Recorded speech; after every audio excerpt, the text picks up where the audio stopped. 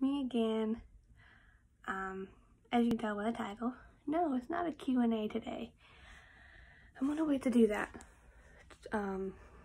Whenever. Probably won't do that for a while. Just gonna wait and see if more people have questions. So if you have any questions, comment down below. Whatever. Instead, today is gonna be a story time thing. And as it says in the title, I lost my house. I mean, not the house I'm currently living in. I didn't lose that house, obviously, because, you know, no, this is actually, it wasn't a house. It was an apartment building. They had like 3 floors, I think. I don't remember that much. It was like 3 floors. And this was back in 2004. So I was only 7 years old when it happened. Now, this was in July of 2004. It was actually the day, well, the night before my mom's birthday. And me and my parents went out to eat at Friendly's. We go back home after. See, now before all this, I bought some stuff for my mom for her birthday. Of course, she never got any of it. Yeah, got home. My dad left for work. It was just me and my mom because my older brother was at a friend's house. I think, yeah, he was at his friend's house, and it was just me and my mom and our cat. Well, my brother's cat, Littlefoot. So we're home, and the fire alarm goes off. Of course, when the fire alarm goes off, we didn't think of nothing because the fire alarm in this building would go off like all the time, like dust fly into it and it would just go off. Now, before any of this happened, okay, so like maybe, I think a couple months before this happened, we had a small fire in the building. And, yeah, we had a small fire in the building like months before this happened. And they replaced the alarm. But then, you know, July, and then the fire happens again. So, but this time we're thinking, you know, it can't be nothing this time, we're good. Turns out, no, not the case. There was an actual fire going on, like an actual fire. Like, oh crap, are you serious? My mom and I freaking got ready to get out. Like we had no time to really grab anything because this fire was like spreading everywhere. I think it started on like the top floor, and we were scared. Like, oh crap, this is happening. Like, oh my god, what? Like, what? Now, I'm only 7 years old, and you know, I understand, like, it's a fire, it's bad, but I didn't understand how bad it was gonna get, you know? So, my mom and I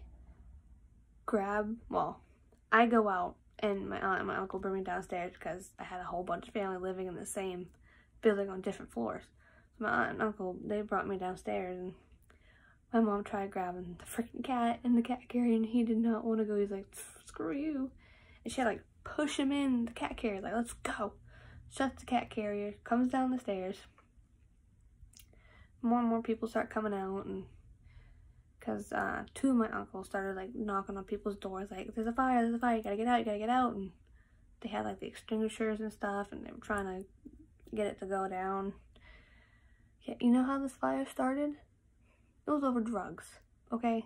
That, like, really, people were arguing over drugs, and the person, I'm not gonna name names because I don't want to, but I actually don't even remember their names, so either way, but it was over drugs, I know that. And the person set the other person's clothes on fire, and the whole building just engulfed with flames, like from the top floor. I think it was like 2nd floor, but still. Then my mom and I, you know, everybody was outside on the side of the building. Now this was a huge building, okay? Like, it was like 3 floors. On the first, well, technically we were the second floor, but we were the first floor because all the numbers on the doors was 1 and then a letter. And so there was a restaurant downstairs, and there was like an insurance company on the other side, and then our floor, next floor, and then the next floor. So yeah, when we finally got outside, you know, the fire department came by, but we didn't stay to watch any of that. We actually, my aunt took me and my mom and our freaking cat, my brother's cat, out to my aunt's house, who lived in a different part of town. And we went there for like an hour or two, and my cousins came running from their house, like, oh my god, what just happened? What just happened? Are you guys okay? We just heard on the police scanner, oh my god. Like, we're fine. We're here. We're alive. My brother's out at his friend's house, so we're here. So we went to my aunt's house. We stayed there for about an hour or so. And then about a little while later, we ended up going back to the apartment, the building that was on fire. Like, oh shit, like, it's still on fire. Everybody came outside to watch what was happening, because there was, we call it the Green, and like our apartment was like right across the street from there. Like, I could see parades from there, like Christmas things going on from my freaking window. So like, so many people were standing there at the Green. So many people were standing to the bank, post office and stuff, like what's going on? Oh my god, this is so cool. Like, excuse me, my building is on fire. This is my home. It's been my home since the day I was born, and you think this is cool? Like, how ignorant are you, dude? Like, shut the up. So yeah, we were all outside, and we're like seeing what's going on. Like, oh my god, like, this is insane. I guess apparently the fire department, they ran out of water in their fire truck thing. Like, they ran out of water. So like, so what now? What's gonna happen? Like, so other fire trucks from different parts of the city, like different cities of Massachusetts, they're coming with, there was like, I don't even know how many fire trucks there were. This was like, there was so many, and they were trying to get the fire out. But by this time, the whole building was just in flames. Like, there was nothing left of this. It was all, like, it was horrible. It was really bad. When the fire just kept going, when we were sitting outside watching it, and they had the newspaper come out, and they talked to us, and they asked us questions, and apparently, so my mom mentioned how back on her birthday, her father passed away when she was turning 18, and they wrote that my dad was dead in the newspaper. I'm like, what? How do you confuse her dad to her husband and saying that he died in the fire? Like, what? That makes no sense, but okay. But yeah, they said that my dad died in the fire, which was false because he was at work. So yeah, there's that. Yep. So after they questioned us and asked us questions for the newspaper, which I was like, okay.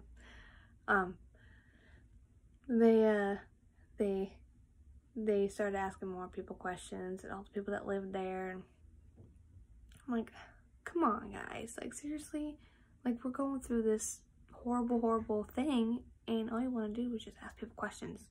Like, go away, leave us alone. The fire department was still there, still trying to get the fire out. Finally, the building collapsed right in the middle of the street, right in the middle of the road. I'm like, and here I am, like, oh my god, that was my house. Like, what the hell? Like, I was freaking out. My mom was bawling her eyes out. It was like, it was still going at midnight, 1, 2 o'clock in the morning. It was officially my mom's birthday when the fire finally went out. I mean, it was still going into her birthday. So that's why she mentioned in the newspaper, you know, that her dad died on her birthday years ago, and how now this is happening on her birthday. So finally they got the fire out, but there was literally nothing left of the building. It was completely gone. Like, the whole thing collapsed. It was horrible. It was honestly the saddest thing I've ever seen, because like I said, I lived there since the day I was born, and now the house I lived in is gone.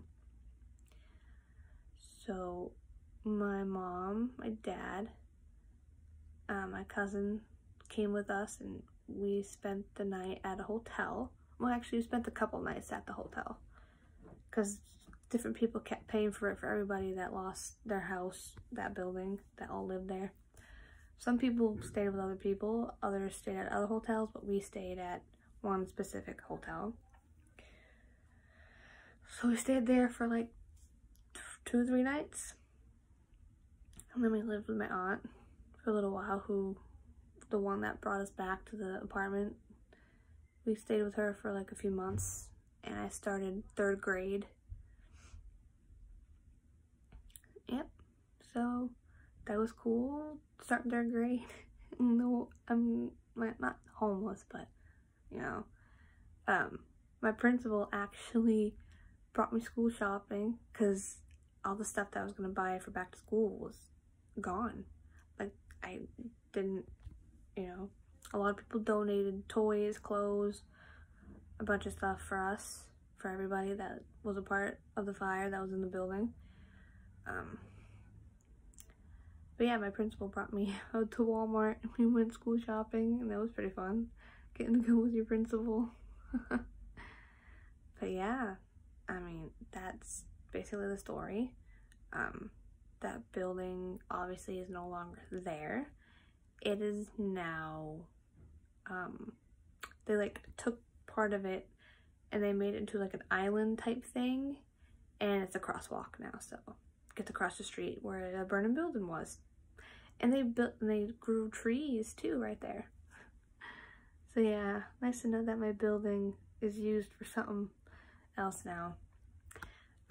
My brother and I were actually in the middle of making a documentary about it like years ago. We haven't finished it, and we never even really bothered since then. This was years ago, before I had kids and before I got married. We started a documentary about it, but then we ended up not doing it. Well, we did it, but we never got to edit. We never got to edit it. So, oh well. So yeah, I lost my home. And it was not clickbait, because technically I did lose my house. It was just not a house, it was a building. But yeah, that is my story. I hope you, I don't know, I hope that you actually decided to stay and watch. If not, you know, it's fine. I get that the video was pretty long. So yeah, I hope you guys have a great day, a good night. Again, if you guys still have questions for me, please ask, and I will eventually do a Q&A video.